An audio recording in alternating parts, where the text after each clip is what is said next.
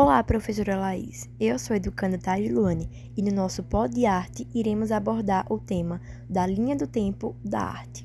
A história da arte se inicia com a arte rupestre, que é a produção artística feita pelos hominídeos durante a pré-história. Esse tipo de arte se encontra em pinturas nas paredes das cavernas e na parte externa dos utensílios domésticos utilizados durante a pré-história. Essa produção artística se tornou fonte histórica para os pesquisadores aprofundarem seu conhecimento sobre o surgimento dos primeiros seres humanos, seus costumes e crenças. Para fazerem esses tipos de pintura, eles utilizavam sangue, argila, terra, plantas, pedras e ossos moídos para pintar o corpo e as paredes das cavernas. Logo, eles perceberam que era necessário um elemento ligante para fixar a pintura no local, onde era feita e torná-las mais durável. Com gordura de animais e seiva de plantas, esse problema foi resolvido. Olá, eu sou a Alice e vou falar um pouco sobre a arte egípcia e a arte grega. Bom, a arte egípcia é famosa por sua simetria, proporção e estilo hierárquico, que significa a representação de figuras em poses rígidas e formais. As figuras murais, por exemplo, retratam cenas de vida cotidianas, rituais religiosos e vida após a morte. Já as esculturas, como as famosas estátuas dos faraós, eram feitas para eternizar a imagem do poder dos governantes. Além disso, a arte egípcia era altamente simbólica, com muitos elementos tendo significados específicos relacionados à mitologia e à religião. É realmente uma das formas de artes mais integrantes e duradouras da história. A arte grega também é incrivelmente rica e influente. Ela se desenvolveu ao longo de diferentes períodos, como o arcaico, o clássico e o helenístico, e teve grande impacto na arte e na cultura ocidental. A escultura grega, por exemplo, é conhecida por sua representação da forma humana em movimento e busca pela perfeição estética. Já na arquitetura, os gregos nos legaram templos majestosos, como Partenon, em Atenas, que são ícones da harmonia e proporção. Além disso, a arte grega também se destacou nas pinturas em vasos de cerâmica, na literatura e no teatro. É impressionante como a arte grega continua a inspirar e a encantar pessoas até nos dias de hoje. Ao sair da Grécia, chegaremos a Roma, que tem a arte romana, que foi produzida pelos povos pertencentes à Roma Antiga.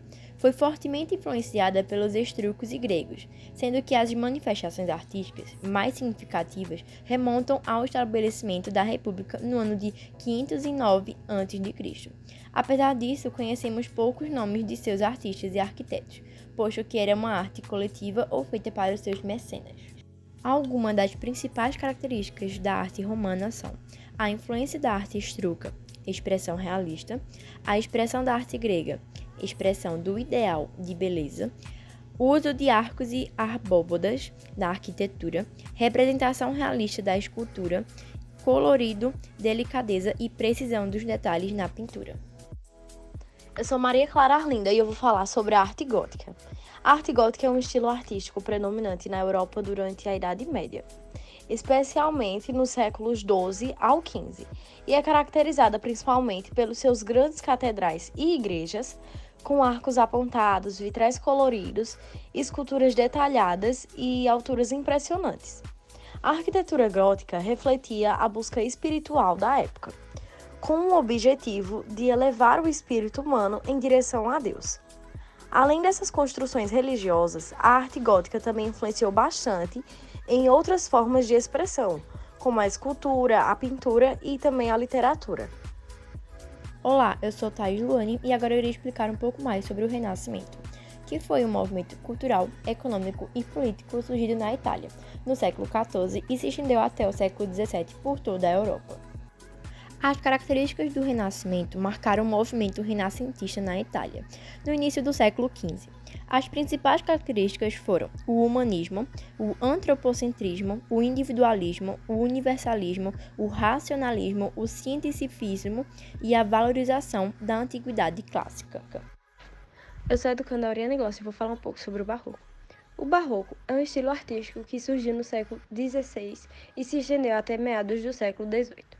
Caracterizado por elementos exagerados, contrastes marcantes e grande expressividade.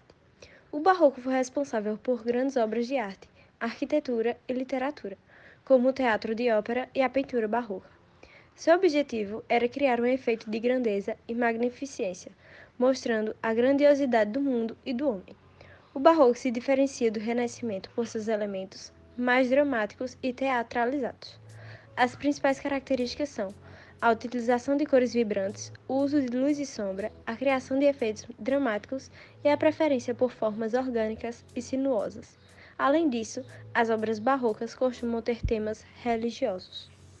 Meu nome é Cauana Sabrina e eu vou falar um pouquinho sobre o romantismo. Algumas características dele são o subjetivismo e individualismo, ele dá ênfase nos sentimentos pessoais, a valorização da natureza como idealização e inspiração, a idealização do amor, que é a exaltação do amor romântico, por isso seu nome, o nacionalismo, que é a valorização da cultura nacional, o escapismo e nostalgia, ou seja, buscavam evadir-se da realidade presente. O fascínio exótico e sobrenatural, que é o interesse por temas misteriosos, e por fim, a liberdade de expressão, que é a defesa da liberdade artística. Olá, eu sou a Amanda Nascimento. Vou falar um pouquinho sobre o impressionismo, que foi uma tendência artística francesa com ênfase na pintura que ocorreu no momento da Bela Época, de 1861 a 1914. Lá, os pintores da arte impressionista costumavam produzir suas telas ao ar livre. A intenção sempre era capturar as tonalidades que os objetos refletiam segundo a iluminação solar em determinados momentos do dia. Esse movimento foi um divisor de águas entre a pintura.